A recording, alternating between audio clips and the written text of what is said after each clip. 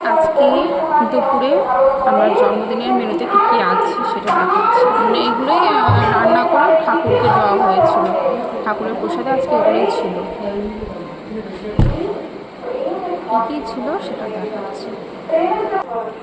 আছে fried rice, আলুর দম করার কথা ছিল, সময় পাওয়া যায়নি, তো আলু পটলের তরকারি করা হয়েছে, বেগুন ভাজা, পটল ভাজা, এখানে রয়েছে চাকা চাকা করে আলু ভাজা রয়েছে, আর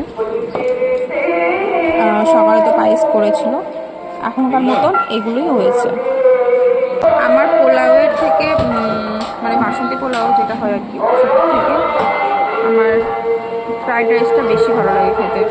যে ঝাল ঝাল করে খেতে